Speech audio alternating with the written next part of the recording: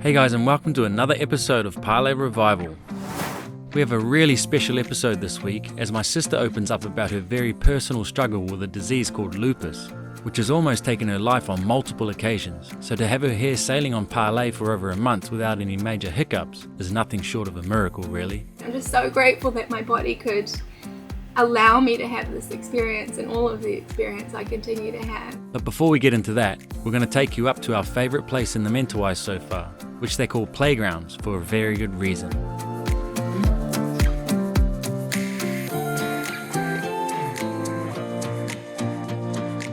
Remember how we stayed at this resort in Alouida? We became friends with a guy called Sol.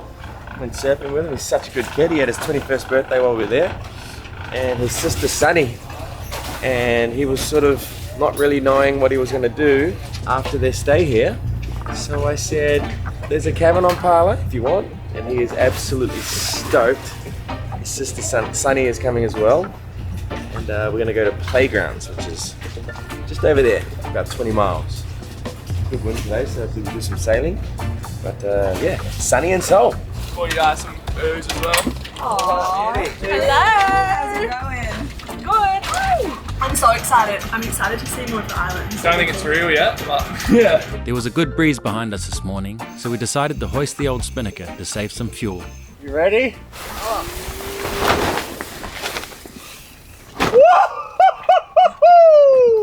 Let's go.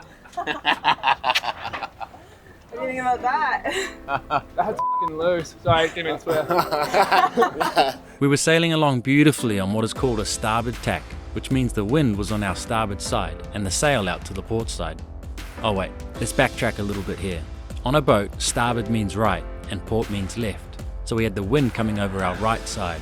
But the wind shifted direction on us, so we had to douse the spinnaker and set it on the starboard side of the boat, which is actually called a port tack.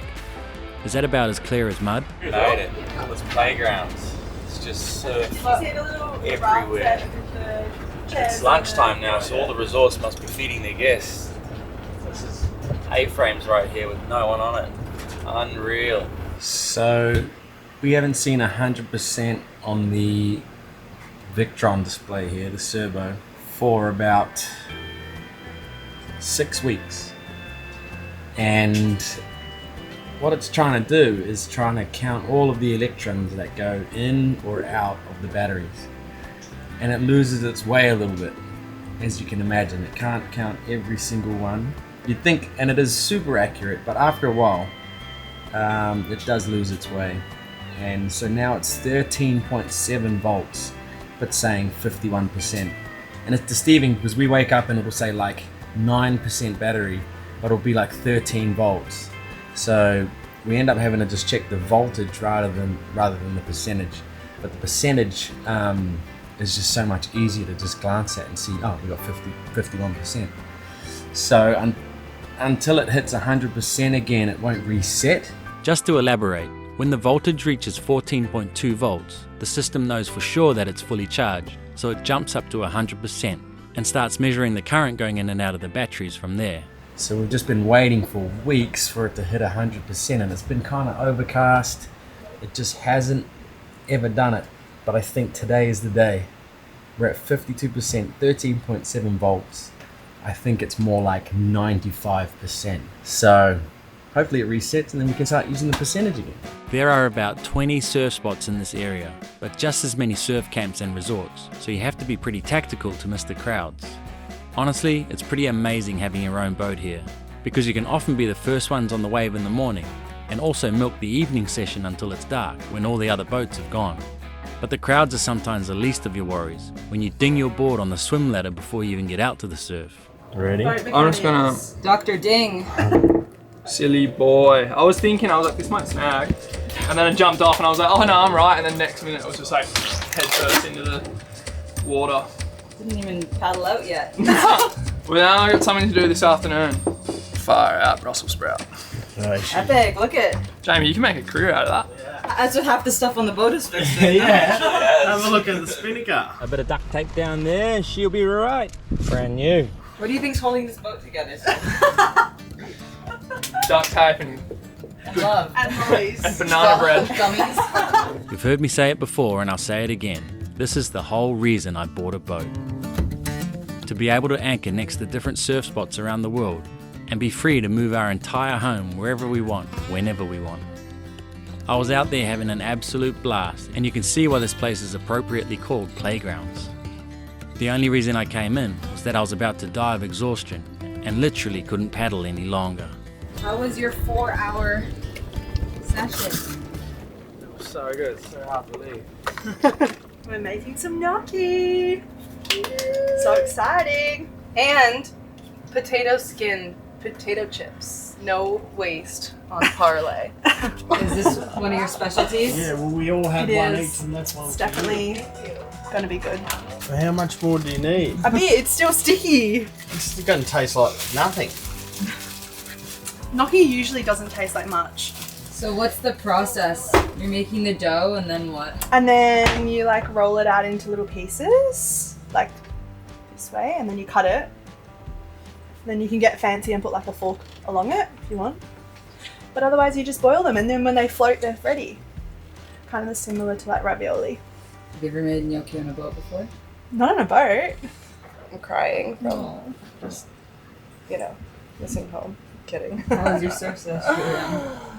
So humbling, but God, my eyes hurt, my ears are dripping water. If I go upside down, there will be a waterfall out of my nose, but it's good. How's being back at Playgrounds? So good, I love it here, and we're in the perfect spot. We have waves there, we have waves there, waves behind me, waves as far as I can see, probably waves as far as I can see that way. They're just everywhere, and we're right in the middle, so. While the girls were making pasta, I was downstairs and heard what sounded like a 12-year-old girl screaming for help. So I ran upstairs with the camera, only to find out it was actually Jamie, who had locked himself inside. There's a massive snake on the back step, like this long and about this round. I gotta check. How round? Probably about that round. Holy shit. No way. Yes. Nah, I saw it. No way. Get back, you get back. You're punking us. I'm not pumped. Get the stick out. Ooh. That's ruthless. Imagine if that crawled up at night though. Move it, babe. Go closer. You gotta. Whoa. No way. Yuck, oh my God, you can't even see it in the water. Ew. Oh. It's a bit scary. Yeah, holy shit. Careful your side hatches. They're gonna crawl into the boat. I've That was never the seen biggest one snake. like that. Like I've seen sea snakes like this long, real skinny, but nothing like that. That's like a land snake. Holy shit. I guess they just don't make Australians the way they used to anymore. Anyway, the sun had been shining all afternoon, which surprisingly has been quite rare over the last few weeks. We're really close to the equator here, so we've been having pretty squally conditions a lot of the time, but not today. We did it. It just hit 100%. 14.2 volts, and it's now gone into float mode. So the batteries are full. So now when we wake up tomorrow and it says 50%, that's going to be super accurate. And then hopefully we hit 100% again so that it resets itself. The guys are surfing right behind the boat. So now that there's 100% power, I'm going to start the water makers just to use some of that power because it's gone into float mode, so it's not going to be utilizing the solar at all unless we do something with it. The other thing I can do is turn on the hot water heater, but it's so hot here that I do not think we need hot water. So let's make the water. We've got about 3/4 of a tank on one side and empty on the other, so the water maker will use 1,000 watts and produce 42 gallons per hour. So she's a beast. Seawater Pro is the one that we got. They sort of gave us all the parts and we built it ourselves. This was like 5 years ago. Still going strong. I just turned the boost pump on. That's just giving it a bit of low pressure salt water, and just let all of that go overboard for like 5 minutes. Because that stuff can tend to smell a little bit, even though we ran the water maker a few days ago. Yeah, sitting salt water just has live organisms in it, so they smell when they die. So yeah, getting good pressure. Then I'm going to put the high pressure pump on, which is the big power consuming one, and then I throttle the valve so that it comes up to about 800 psi, and we should be producing over 40 gallons an hour. That water coming out, it's coming overboard right now. It's called the brine water. It's salt water that we're sort of discarding. And when the salt water goes through the membranes at very high pressure, that 800 psi I was just talking about, what comes out is pure H2O pretty much, fresh water, reverse osmosis. So we're drinking RO water, which some would say is lacking minerals, and there's a lot to be said for that, but we just try to get all our minerals from fruit and vegetables and all that kind of stuff. But yeah, probably should do a little bit more research on what minerals we're lacking, but all of us feel pretty good.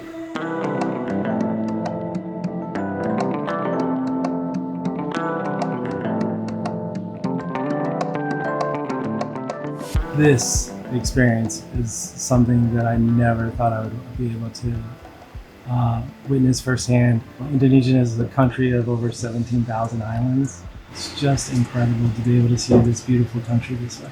We always watch the episodes every week that come out, and to be here in the flesh and actually experience it, I just take my hat off to you guys and commend you guys. I mean, there's a lot of things that aren't seen on camera as far as the boat life. Yeah, that kind of opened up my eyes. I just give you guys kudos, because it can be super, super challenging, and sometimes that doesn't always come across on film. And, you know, you got to have some grit.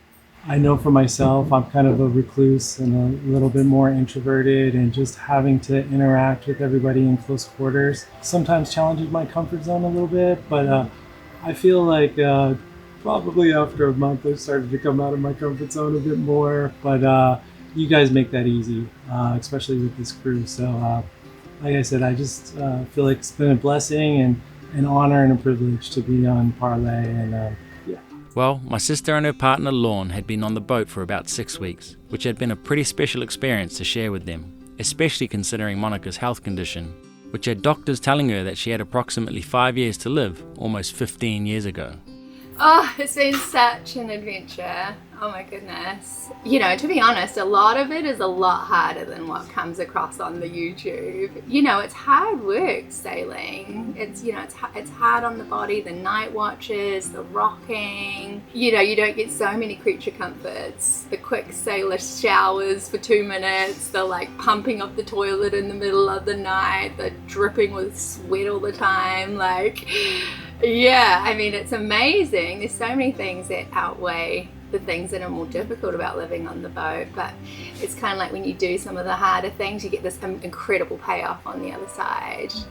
You know, I've had quite a journey with my health over the years. I was kind of like, you know, we're going so remote up there, we're so far from hospitals and healthcare and blah blah blah, like I really want to be in tip-top shape to feel comfortable doing it, and it just didn't play out like that. I hopped on the boat with a cold and like on the tail end of Bali belly, so it was risky, and I'm just so impressed with my body. What's the autoimmune disease you were diagnosed with?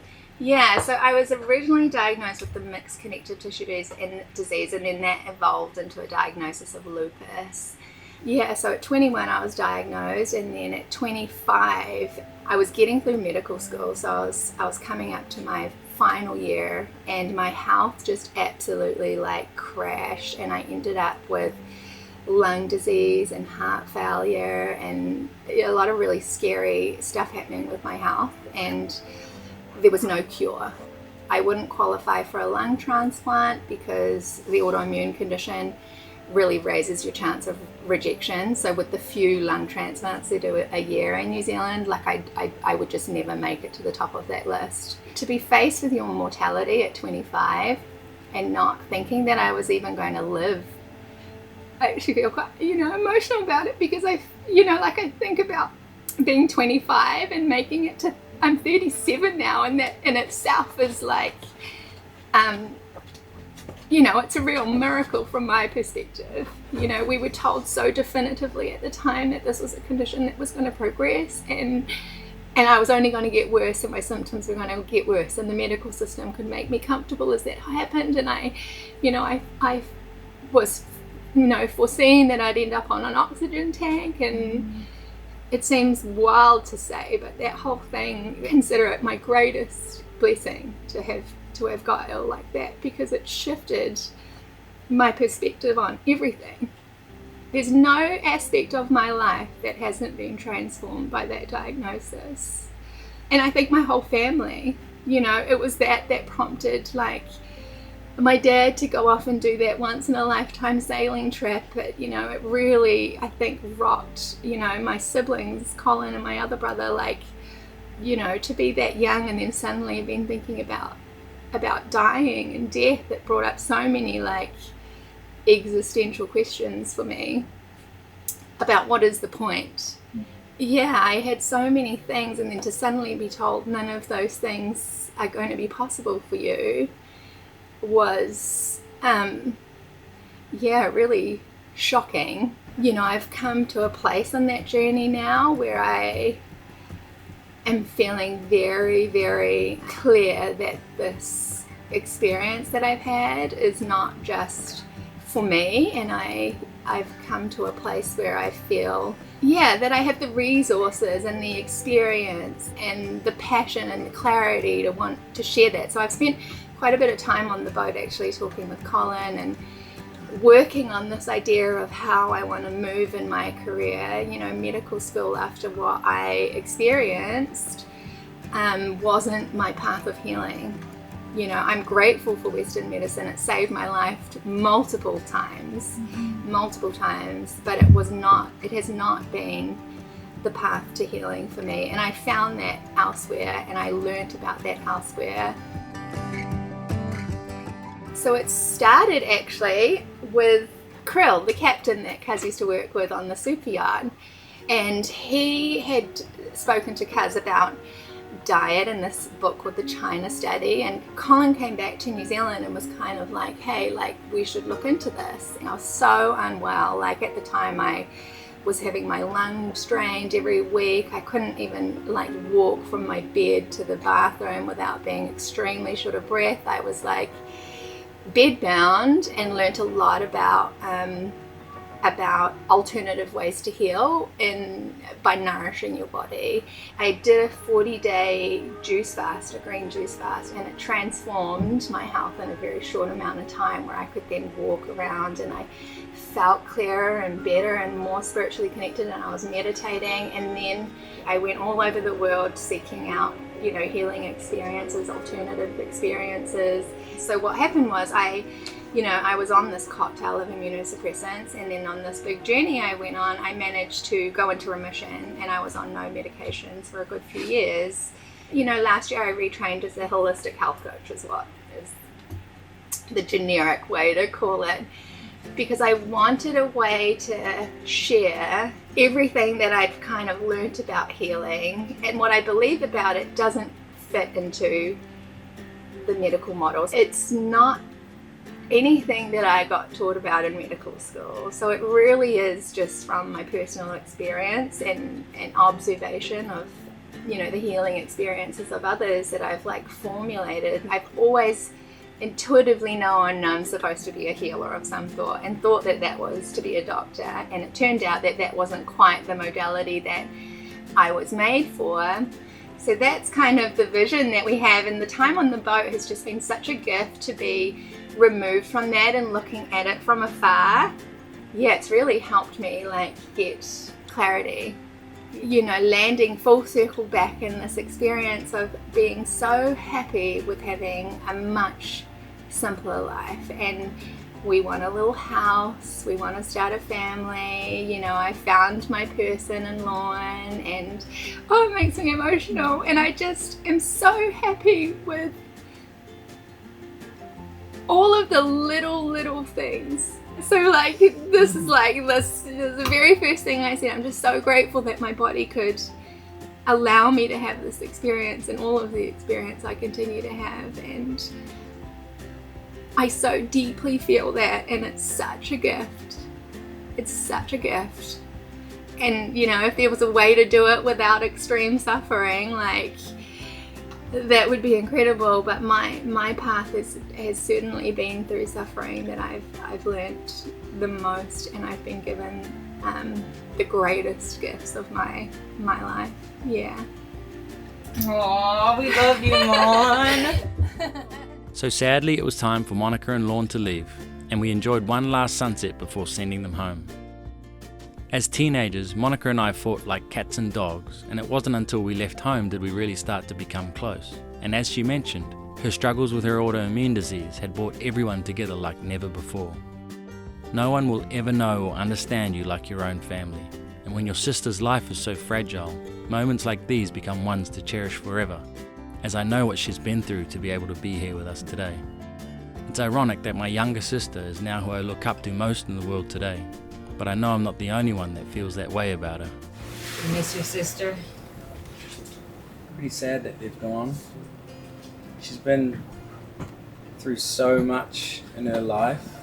To have her like swimming around in the Mentawai Islands is actually miraculous when I think back to how she was even 5-10 years ago. I've also been away for so much of it that to be able to spend time together and, you know, reconnect and hang out and you know, have an adventure together has been really special. And I hope we can do it every year.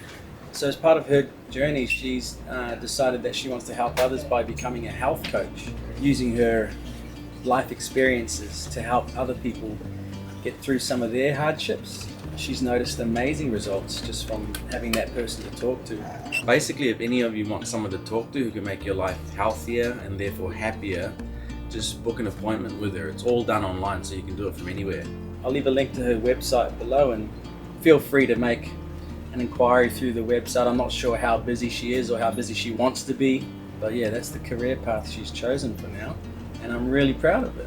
One other thing I was going to say is we always say, you know, live life to the fullest, and sometimes we get comments like, how can we afford to buy a catamaran and do what you're doing? That's just my version of living life to the fullest.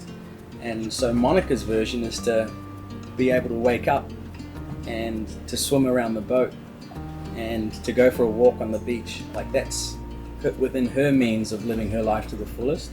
So it's a very relative thing that I think is suggested when we say live life to the fullest. And even if it's sailing that you're passionate about, you can start, like I did, by buying a Hobie cat and going sailing on the harbour on a small boat like that, and working your way up if you want. But you know, there's many ways to live your life, and it doesn't have to be compared to someone else's, and it doesn't have to be outside of your means. But there is many ways to live life to the fullest.